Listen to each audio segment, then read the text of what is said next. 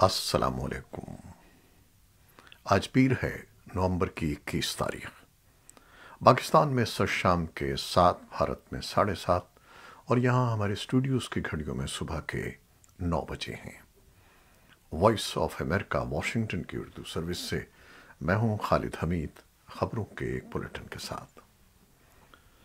پاکستان کے وزیر دفاع خواجہ آصف نے کہا ہے کہ آرمی چیف کی تقرری کا طریقہ کار کا آغاز ہو گیا ہے، اور اس ضمن میں وزارت دفاع سے ایک سمری آئندہ 1 سے 2 روز میں وزیر اعظم ہاؤس بھجوا دی جائے گی۔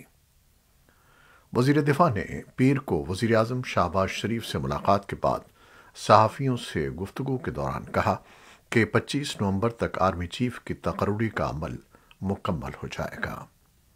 انہوں نے فوج کے نئے سربراہ کے لیے وزیر اعظم ہاؤس کو سمری کے موصول ہونے کی خبروں کی تردید کی اور کہا کہ میڈیا میں جو اس وقت چل رہا ہے وہ درست نہیں ہے۔ وزیر دفاع کے مطابق آرمی چیف کی تقرری سے متعلق حکومت پر کوئی دباؤ نہیں ہے، اور اس ضمن میں اتحادیوں کے ساتھ بھی ہر سطح پر تبادلہ خیال ہو رہا ہے۔ خواجہ آصف کا کہنا تھا کہ آرمی چیف کی تقرری کے عمل پر کوئی ڈیڈ لاک نہیں ہے۔ سمری آئے گی تو اس میں شامل ناموں پر بحث ہوگی۔ مصر کے شہر شرم الشیخ میں موسمیاتی تبدیلی پر کانفرنس میں تاریخی معاہدے کی منظوری دی گئی ہے، جس کے مطابق وہ غریب ممالک جنہیں امیر ملکوں کی جانب سے کاربن کے اخراج کے باعث آلودگی سے موسمیاتی شدت کا سامنا ہے، ان کو معاوضہ دیا جائے گا۔ یہ ان غریب ملکوں کے لیے بڑا فیصلہ قرار دیا جا رہا ہے جو ایک عرصے سے نقد امداد کا مطالبہ کرتے آئے ہیں، جسے زر تلافی کا اقدام بھی قرار دیا جاتا ہے۔ موسمیاتی تبدیلی پر سربراہی کانفرنس سے خطاب کرتے ہوئے کاپ 27 کے صدر اور مصر کے وزیر خارجہ نے کہا کہ آج یہاں شرم الشیخ میں ہم نے موسمیاتی تبدیلی کے تحت ہونے والے نقصان اور اس پر قابو پانے کے لیے فنڈ قائم کیا ہے، جس کے لیے عرصے سے تیاری کی جا رہی تھی۔ 2 ہفتوں پر محیط سربراہی اجلاس کو جمعے کے روز ختم ہونا تھا، لیکن اس کا دورانیہ بڑھانا پڑا کیونکہ تقریباً 200 ممالک کے مذاکرات کار اہم مسائل پر اختلاف رکھتے تھے۔ موسمیاتی تبدیلی سے نقصان پر قابو پانے کے لیے یہ فنڈ ترقی یافتہ ریاستوں اور بین الاقوامی مالیاتی اداروں کی طرف سے قائم کیا جاتا ہے تاکہ ان غریب ممالک پر موسمیاتی تبدیلی کے اثرات سے نمٹنے کے لیے مدد فراہم کی جائے جن پر گلوبل وارمنگ کی ذمہ داری کم ہے۔ متعدد نمائندے اس بات پر متفق ہیں کہ آئندہ سال دبئی میں منعقد ہونے والی کاپ 28 کانفرنس کے حوالے سے کاربن گیسوں کے اخراج کو کم کرنے کے لیے ابھی کافی کام کرنے کی ضرورت ہے۔ تاریخی معاہدے پر ہونے والے اتفاق رائے کو پاکستان جیسے ترقی پذیر ممالک کے لیے ایک سفارتی کامیابی قرار دیا جا رہا ہے، جو ایک عرصے سے دنیا کے ترقی یافتہ ممالک کی طرف سے گرین ہاؤس کاربن کے اخراج کے باعث ہونے والی موسمیاتی تبدیلی کی وجہ سے اپنے ممالک میں قدرتی آفات کے نقصان کی تلافی کے لیے عالمی سطح پر ایک فنڈ کا مطالبہ کرتے آ رہے ہیں۔ پاکستان کے وزیر اعظم شہباز شریف نے ترقی پذیر ممالک میں موسمیاتی تبدیلی کی وجہ سے ہونے والے نقصان اور تباہی کی تلافی کے لیے فنڈ کے قیام کا خیر مقدم کرتے ہوئے اسے ماحولیاتی انصاف کی جانب پہلا قدم قرار دیا ہے۔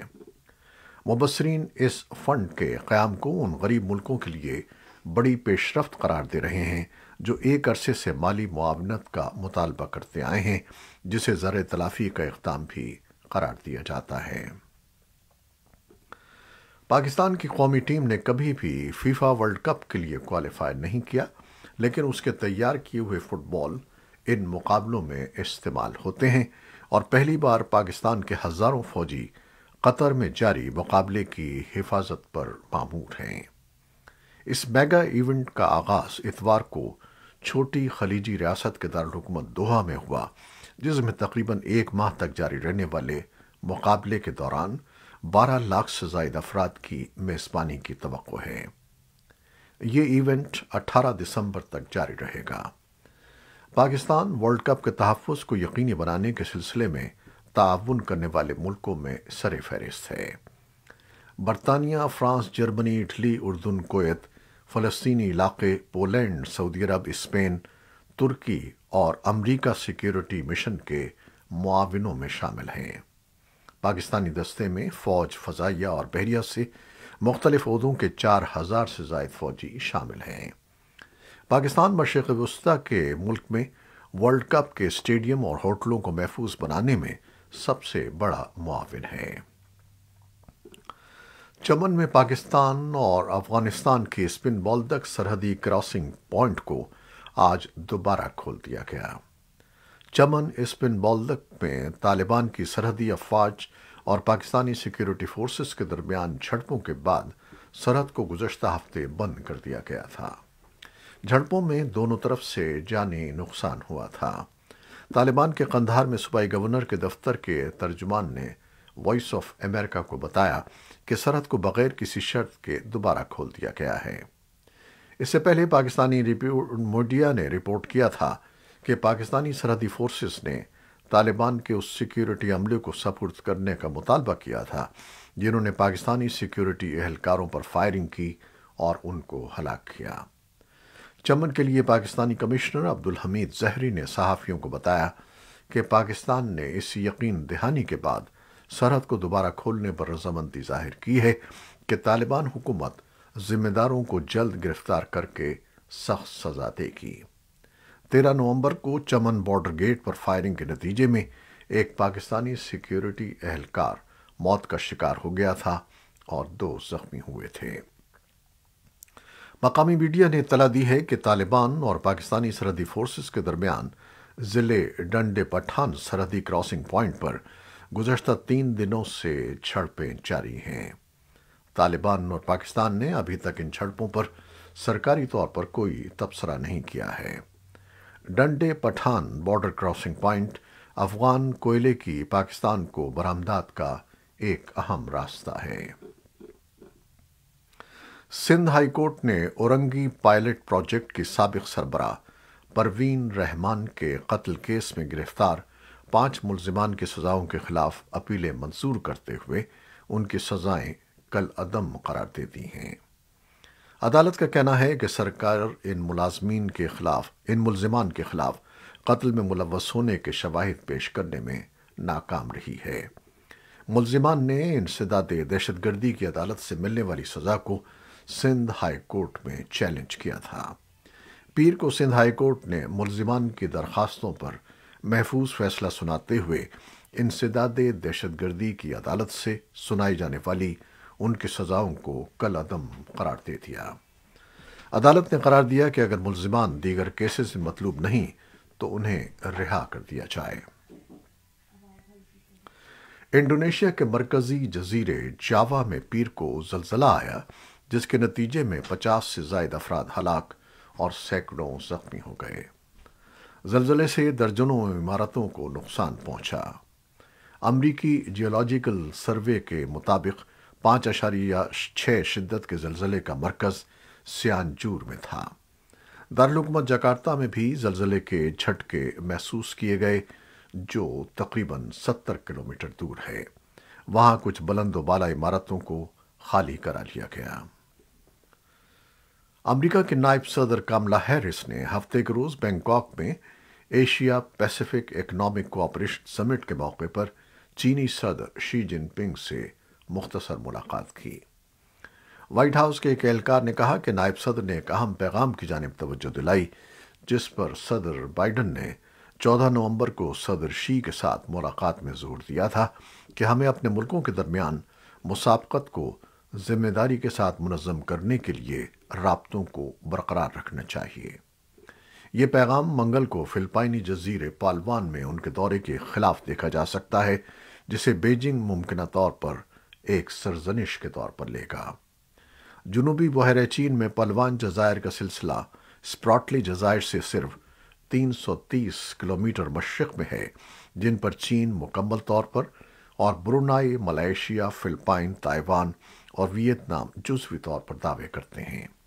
ہیرس پلوان کا دورہ کرنے والی اعلیٰ ترین امریکی اہلکار ہیں۔ नायब सदर ने आज पीर को फिलिपाइन के सदर को बताया कि अमेरिका की फिलिपाइन के साथ मजबूत वाबस्तगी है, जिसका मकसद चीन का मुकाबला करना और उस जुनूब मशरक़ी एशियाई मुल्क में इंसानी हकूक़ की खिलाफ वर्जियों की वजह से मुनक़ता होने वाले ताल्लुकात की तामीर नौ करना है। सदर फर्डिनेंड मार्कोस के जून में इक़्तिदार संभालने के बाद से कामला हैरिस मैनीला का दौरा करने वाली आला तरीन अमरीकी एहलकार हैं। शिमाली इराक में ईरानी कुर्द अपोजिशन ग्रुप के ठिकानों को ईरानी मिसाइलों और ड्रोन्स ने इतवार की रात देर गए निशाना बनाया। इराक में जिलावतन Kurd Irani group democratic party of Irani Kurdistan ने एक बयान में कहा है कि ईरान ने कोया और जेनिकान में ज़मीन से ज़मीन पर मार करने वाले मिसाइल और ड्रोन से और स्कैडों और मुल्हिका पनाहगुज़ीन कैंपों को निशाना बनाया।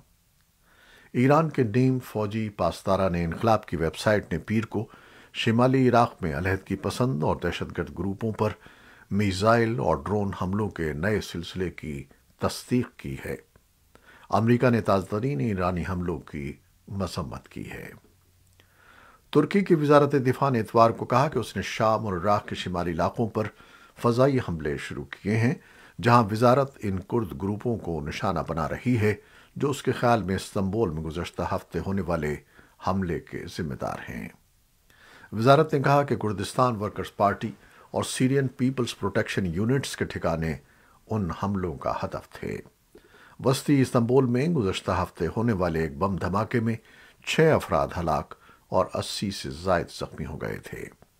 तुर्की पीकेके और वाईपीजी को इस हमले का जिम्मेदार ठहराता है, तहम दोनों ग्रुपों ने इन इल्ज़ामात की तरदीद की है।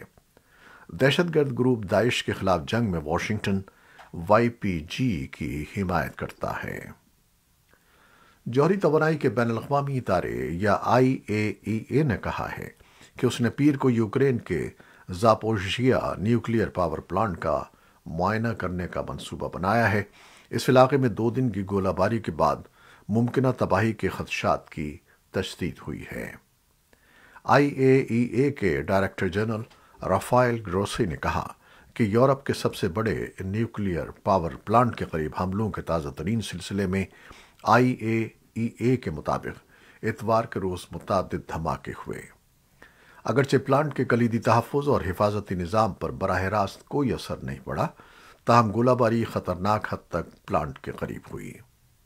उनका कहना था कि जो कोई भी ज़ापोरिज़िया न्यूक्लियर पावर प्लांट पर गोलाबारी कर रहा है वो बहुत से लोगों की जानों के लिए बड़ा ख़तरा मोल ले रहा है। क्रेमलिन के तर्जुमान ने पीर को सहाफ़ियों को बताया कि दीगर ममालिक को इस मकाम पर हमलों को ख़त्म करने में मदद के लिए अपना असर और रसूख इस्तेमाल करने की ज़रूरत है। यूक्रेन के सदर व्लादिमीर ज़ेलेंस्की ने इतवार को कहा कि रूस ने जंग के आगाज़ से अब तक यूक्रेन में 4700 से ज़्यादा मिसाइल दागे हैं। अमरीकी टेलीविज़न CNN की रिपोर्ट के मुताबिक ज़ेलेंस्की ने कहा कि मुकम्मल पैमाने पर जंग को 270 रोज़ हो गए हैं और रूस ने 4700 से ज़्यादा मिसाइल इस्तेमाल किए हैं। वो लाफ्रांको फ़ौनी बैनुल अक़वामी तंजीम के अरकान से खिताब कर रहे थे। दुनियाई फुटबॉल का सबसे बड़ा मेला इतवार को कतर के दारुल हुकूमत दोहा के अल बैत स्टेडियम में सजा। फीफा वर्ल्ड कप सन 2022 के रंगारंग इफ्तिताही तकरीब को कतर समेत अमरीकी, कोरियन और दीगर मारूफ फनकारों ने अपनी अपनी परफॉर्मेंस से 4 चांद लगा दिए। स्टेडियम में शानदार आतिशबाजी का मुजाहरा भी किया गया। इतवार को ही टूर्नामेंट का आगाज़ मेज़बान कतर और एक्वेडोर के दरमियान मैच से हुआ। एक्वेडोर ने कतर को 0 के मुकाबले में 2 गोल से शिकस्त दे दी। इस तरह अब तक होने वाले फुटबॉल के आलमी मुकाबलों में कतर वो पहला मुल्क बन गया है जो मेज़बान होकर भी अपना पहला मैच हार गया है। ये थी वो खबरें जो फेसबुक लाइव पर हमने आपके लिए पेश की। हमारी वेबसाइट, यूट्यूब और पॉडकास्ट पर यह बुलेटिन आपके लिए पोस्ट कर दिया जाता है। आप हमारे बुलेटिन को शेयर करते हैं और अपने कमेंट्स में अपनी मोहब्बतों और दुआओं का इजहार करते हैं, जिसके लिए हम आपके बेहद ममनून हैं। अपने इस सिलसिले को जारी रखिएगा। نیوز ایڈیٹر بہجت جیلانی کے ساتھ خالد حمید کو اب اجازت دیجیے گا۔ اللہ حافظ۔